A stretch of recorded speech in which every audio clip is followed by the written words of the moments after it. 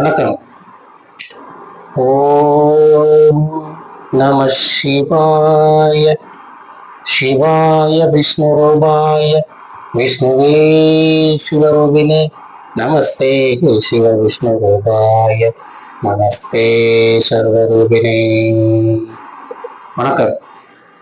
நான் உங்கள் ஜோதிடர் சிம்மம் சசிகுமாரன். இந்த நாளில் நம்ம ஜோதிடத்தில் இருக்கக்கூடிய விஷயங்களை தான் நம்ம பார்க்குறோம். அப்போ இதுக்கு முன்னாடி நிறைய வீடியோக்கள் போட்டிருக்கிறேன். இந்த வீடியோ பார்க்குறவங்க சப்ஸ்கிரைப் பண்ணுங்க. அதுதான் உங்களுக்கு அடிக்கடி உடனுக்குடன் உங்களுக்கு இந்த வீடியோ கிடைக்கும். இது போன்ற வீடியோக்களை நீங்கள் பார்த்து உங்களுடைய கமெண்ட்களை நீங்கள் எங்களுக்கு தெரிவிக்கலாம். இப்போது ஜோதிடத்தை பற்றின ஒரு விஷயத்தை தான் நாம் இன்றைக்கி பகிர்ந்துக்க போகிறோம். அதாவது எப்படின்னு கேட்டிங்கனாக்க, இந்த திருமண பொருத்தம் எடுக்கிறது எப்படி அப்படிங்கிறத பற்றி நாம் இப்போ பார்க்குறோம். திருமண பொருத்தத்தை பொறுத்தளவில் 10 பொருத்தங்கள் நாம் இருக்கு இந்த திருமண பொருத்தத்தில். அப்போ திருமண பொருத்தங்கள் மட்டும் பார்க்காம அந்த திருமண பொருத்தத்தில் 10 பொருத்தங்களில் 6 பொருத்தங்கள் இருக்கும், 7 பொருத்தங்கள் இருக்கும், பொருத்தமே இல்லாமல் இருக்கும், 8 பொருத்தம் இருக்கும், 10 பொருத்தம் இருக்கும். அந்த மாதிரி பொருத்தங்கள் இருக்கும். அதில் 5 பொருத்தங்கள் நன்றாக இருந்தால், முக்கியமான பொருத்தங்கள் இருந்தாலும் நாம் திருமணம் செய்யலாம். திருமணம் செய்யும்போது பார்த்தீங்கன்னாக்க, பெண்ணுடைய ஜாதகத்தை ஆணுடைய ஜாதகத்தோடு ஒப்பிட்டு அந்த ஜாதகத்தில் ஏதாவது தோஷம் இருக்கா, தோஷ நிவர்த்தி இருக்குதா, அந்த தோஷங்கள்லாம் இருந்தால் அதுக்கு என்ன பரிகாரம் செய்யணும். அதாவது பொதுவாக பார்த்தீங்கன்னாக்க, ஒரு ஜாதகத்தை பொறுத்தளவுல இந்த தோஷம் அப்படிங்கிறது என்ன பண்ணும் அப்படின்னு கேட்டிங்கனாக்க, இப்போ பொதுவாக காலபுருஷ லக்னமான மேஷம். அப்போ அந்த மேஷ வீட்டில் இப்போ ஒரு செவ்வாய் தோஷம் இருக்குது அப்படின்னாக்க, 1, 2, 4,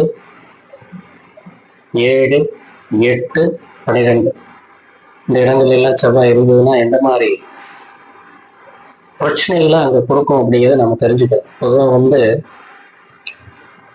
ஒரு குறிப்பிட்ட நட்சத்திரத்தில் அது அமர்ந்திருக்கு அப்படின்னாக்க, செவ்வாய் அமர்ந்திருக்காரு அப்படின்னாக்க அது தோஷம் இல்லை. குறிப்பிட்ட ராசியில் அமர்ந்தாலும் கூட அது தோஷம் இல்லைன்னு சொல்லலாம். அப்போ விளக்கு இருக்கு. ஒரு ஜாதகத்துல தோஷங்கள் இருந்தா கூட அது விளக்கு இருக்கு. அதெல்லாம் எப்படி நம்ம அந்த பெண்ணுடைய ஜாதகத்தை ஆணுடைய ஜாதகத்துக்கு பொருத்தமாக இணைக்கணும் அப்படிங்கிறத நாம பார்த்து அதை இணைத்து கொடுத்தோமையானால் அவர்களுக்கு எந்த ஒரு பிரச்சனையும் இல்லாமல் வாழ்க்கை சுமூகமாக இருக்கும். அதாவது பொதுவாக பார்த்தீங்கன்னா, காலபுருஷ லக்னத்துக்கு மேசத்துல செவ்வாய் அமர்ந்திருக்குது அப்படின்னாக்க, அங்கிருந்து நேராக சுக்கிரனை பார்க்கும். காலபுருஷ லக்னத்துக்கு 7வது வீட சுக்கிரனுடைய வீட்டை பார்க்கும். அந்த செவ்வாய் சுக்கிரன் சேர்க்கைங்கிறது ஒன்று இருக்கு. இந்த செவ்வாய் சுக்கிரன் சேர்க்கையை நம்ம பார்த்து அதற்கு தகுந்தாறு போல இணைக்க வேண்டும்.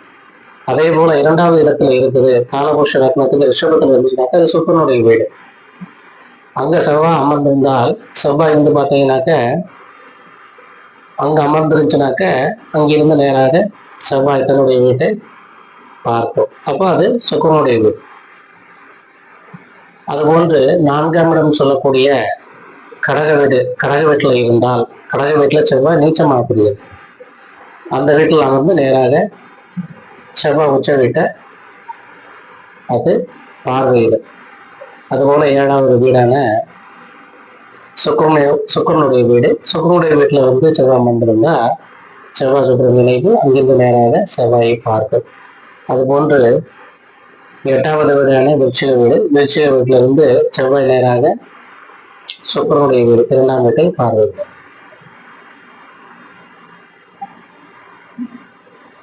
அதுபோன்று காலபுருஷ லக்னமான 12ஆம் வீட்டில் பார்த்தீங்கன்னாக்க சுக்கிரன் உச்ச வீடு, அங்கு அமர்ந்திருந்தாலும் கூட நேராக உச்ச வீட்டிலிருந்து நீச்ச வீட்டு பார்வையிடும். இது போன்ற இடங்களை எல்லாம் ஏன் அதை சொல்லி வச்சிருக்கிறாங்க அப்படிங்கிறத நம்ம பார்க்கணும். பொதுவாக பார்த்தீங்கன்னா ஒவ்வொரு வீட்லையும் இந்த செவ்வாய் சுக்கிரன் இணைவை பார்வை செய்யணும். செவ்வாய் சுக்கிரன் இணைவு அதை நம்ம பார்த்துதான் அந்த ஜாதகர்களுக்கு அதற்கு தகுந்தார் போல இடங்களை நாம் தேர்வு செய்ய வேண்டும். அப்போ செவ்வாய் அமர்ந்திருக்கின்ற இடத்தை பொறுத்து அதற்கு தகுந்தாறு போன பரிகாரங்களை நாம் அமைச்சு செய்து கொள்ள வேண்டும். இப்போ பொதுவாக வந்து பார்த்தீங்கன்னாக்க செவ்வாய் வந்து 7, 8 இருந்துச்சுனாக்க அது கொஞ்சம் கடுமையான தோஷத்தை கொடுக்கும். மற்ற இடங்கள்ல இருந்ததுனாக்க பெரிய பாதிப்பு இல்லை. அதுபோன்று செவ்வாய் வீடுகள் அமைந்தால் கூட அந்த செவ்வாய்க்குரிய மிருகசீரிடம், சித்திரை, அவிட்டம் சொல்லக்கூடிய நட்சத்திரத்தில் இருந்தாலும் கூட அது பெரிய ஒரு பாதிப்பை அந்த செவ்வாய் கொடுக்காது. அப்போ ஒரு சில விளக்குகளையும் முனிவர்கள் சொல்லி வச்சிருக்காங்க. எப்படி சொல்லியிருக்காங்க அப்படின்னு கேட்டீங்கன்னாக்க இந்த செவ்வாய் எந்த மாதிரியான வேலைகளை செய்யும் அப்படிங்கிறத சொல்லி வச்சிருக்காங்க. இப்போ உச்சமான செவ்வாய், உச்சம் பெற்ற செவ்வாய் அதிவேகமாக இருக்கும். அதற்கு தகுந்தாற் போல நாம் அந்த பார்ட்னரை வந்து நம்ம அமைத்துக் கொள்ள வேண்டும். திருமண காரியங்கள்ல வந்து அதுக்கு தகுந்தாற் போல பார்ட்னர்ஸை நம்ம பார்த்து அமைச்சோம்னா தான் அந்த ஜாதகங்கள் வலுப்பெறும். அந்த 2 ஜாதகங்களும் வலுப்பெற்று எந்த ஒரு பிரச்சனையும் இல்லாமல் திருமணத்துல தங்கு தடை இல்லாமல் அவர்களுக்கு சுமூகமான ஒரு வாழ்க்கை அமையும். இதனாலதான் வந்து சொல்லி வச்சிருக்காங்க. செவ்வாய் தோஷத்தை பத்தி முழுமை சொல்லி வச்சிருக்காங்க. ஏற்கனவே செவ்வாய் தோஷத்தை பத்தி நான் ஒரு வீடியோ சொல்லியிருக்கேன். வீடியோவில் எப்படிப்பட்ட இடங்களில் இருந்தால் தோஷத்தை கொடுக்கும், எந்த மாதிரியான தோஷங்கள் எல்லாம் அது கொடுக்குன்னு சொல்லியிருக்கிறேன். அப்போ இது போன்று ஒவ்வொரு இடங்களிலும் காலபுருஷ தத்துவத்தின்படி ஒவ்வொரு வீடுகள்லையும் செவ்வாய் இருக்கும் பொழுது, சுக்கரனுடைய வீட்டிலாகட்டும் இல்லாட்டி செவ்வாயோட வீட்டுகளில் அமரும் பொழுது அது எந்த விதமான பிரச்சனைகளை கொடுக்குங்கிறது நம்ம தெரிஞ்சு நாம அதற்குண்டான ஜாதக இணைவுகளை இணைத்து சொல்லிட்டாங்க. அப்போ இதெல்லாம் ஏற்கனவே வந்து நிர்ணயம் பண்ணது, புதிதாக யாரும் இதை கண்டுபிடிக்கல. இதை ஏற்கனவே நிர்ணயம் பண்ணது. இப்படித்தான் ஒரு ஜாதகங்களை இணைக்கணும், அப்பதான் அவர்களுக்குள்ள ஒரு அந்யோன்யம் இருக்கும் அப்படின்னு சொல்லி அதை சொல்லி வச்சிருக்கிறாங்க. ஆகவே திருமணத்தை பொறுத்த அளவில் செவ்வாய் சுக்கிரன் எப்படி இருக்கு, ஒரு பெண்ணுடைய ஜாதகத்துல அந்த செவ்வாயும் சுக்கிரனும் எப்படி அமர்ந்துள்ளது, ஆணுடைய ஜாதகத்துல செவ்வாய் சுக்கிரன் எவ்வாறு அமர்ந்துள்ளது அப்படிங்கிறதெல்லாம் பார்க்கணும். எந்தெந்த கிரகங்கள் பார்வை செய்கிறது, அது பலம் பெறுதா, பலவீனமாக இருக்கிறதா, பார்வை செய்யப்பட்ட கிரகங்கள் எப்படி இருக்கு, அது எந்த வீட்டில் அமர்ந்திருக்கு, எந்த நட்சத்திர சாரம் வாங்கியிருக்குது, எல்லாமே பார்த்து ஒரு திருமண பொருத்தை இணைச்சோம்னாக்க அந்த திருமணம் அந்த ஜோடிகளுக்கு ஒரு நன்மையான விஷயங்களை கொடுக்கும். இது போன்ற ஜாதகத்துல வந்து நிறைய விஷயங்கள் இருக்கு. அந்த நிறைய விஷயங்கள் எல்லாத்தையுமே வந்து நம்ம ஆராய்ந்து பார்த்து தான் ஒருவருக்கு நாம் சொல்ல வேண்டும். அவர்கள் எந்தெந்த மாதிரியான இடங்கள்ல இருப்பாங்க, என்னென்ன தொழில்கள் செய்வாங்க, எப்படிப்பட்ட சூழ்நிலைகள் அவருக்கு அமையப்படுங்கிறதெல்லாம் விளக்கமாக வீடியோக்குள்ள தெரிவிச்சுட்டே வர்றோம். அனுபவ ரீதியாக ஒவ்வொரு விஷயங்களையும் அனுபவ ரீதியாக அறிந்து தெரிந்து ஒவ்வொரு வீடியோவிலையும் அதை நாங்கள் சொல்றோம். வாழ்க்கையில் நடந்த சம்பவங்களைத்தான். ஒரு ஜாதகத்தை வந்து ஒரு ஜோசியர் வந்து பார்த்தீங்கன்னாக்க அவர் சொல்றாரு அப்படின்னா அவருடைய ஜாதகத்தை முழுமையாக ஆராய்ந்து எந்தெந்த காலகட்டங்களில் இந்த கிரகம் இப்படிப்பட்ட சூழல்களை அவருக்கு அமைச்சு கொடுக்குங்கிறதெல்லாம் அவர் ஜாதகத்தை முழுமையாக பார்த்துருப்பார். அப்போ அதை வைத்து மற்றவர்களுக்கு சொல்லும் பொழுது இந்த கிரகம் எப்படிப்பட்ட சூழ்நிலையில அவங்களுக்கு அமைச்சதுன்னு சொல்லிடலாம், ஈஸியாக சொல்லலாம். அதுதான் வந்து ஒரு கணக்கு. அப்போ நம்ம பார்க்க வேண்டிய விஷயம் என்னன்னு கேட்டீங்கன்னாக்க, நம்ம ஒரு ஜாதகத்தை எடுத்த முதல்ல பார்த்தீங்கன்னாக்க ஒரு ஆயுளை வந்து முதல்ல நம்ம பார்த்து கணிச்சுக்கணும். கணிச்சுட்டு அதற்கு அடுத்தாறு போல பார்த்தீங்கன்னாக்க ஒவ்வொரு விஷயங்களையும் நாம சொல்ல ஆரம்பிக்கிறோம். அப்பதான் வந்து அது அந்த ஜாதகர்களுக்கு ஒரு நன்மையாக அமையும். இப்போ பொதுவாக வந்து பார்த்தீங்கன்னா ஆயுள் கம்மியாக இருக்கு அப்படின்னாக்க வந்து அவங்களுக்கு வந்து நம்ம திருமணம் பண்ணி வச்சு என்ன பிரயோஜனம் இருக்க போகுது. ஆயுள் கம்மியாக இருக்குனாக்க அதுக்கு தகுந்தாற் போல நாம் அவர்களுக்கு ஒரு தெளிவை ஏற்படுத்த வேண்டும். எப்படி இருக்குது அதற்குண்டான பரிகாரங்களை செய்ய சொல்லணும். கடந்த வீடியோக்குள்ள அந்த ஆயுள் குறைபாடு இருப்பவர்களுக்கான வீடியோக்கள்ல நிறைய போட்டுருக்கோம். அந்த வீடியோக்குள்ள வந்து நீங்க பார்த்து தெரிஞ்சுக்கலாம்.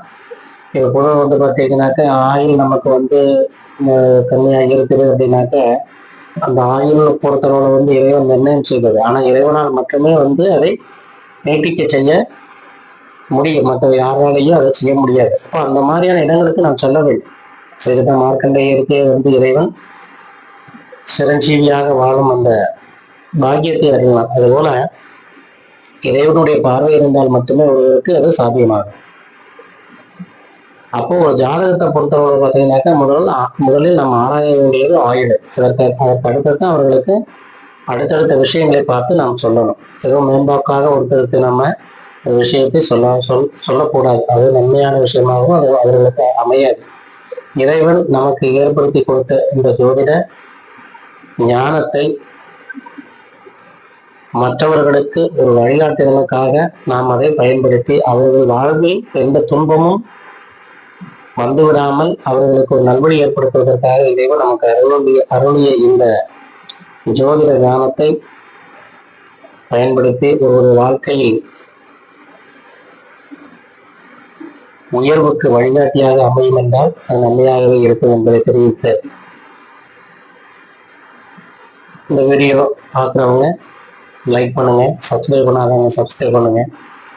இது போன்ற வீடியோக்கள் உங்களுக்கு உடனே கிடைக்கணும். நீங்கள் சப்ஸ்கிரைப் பண்ணால் மட்டும்தான் கிடைக்கும். வாழ்க வளத்துடன். நன்றி, வணக்கம்.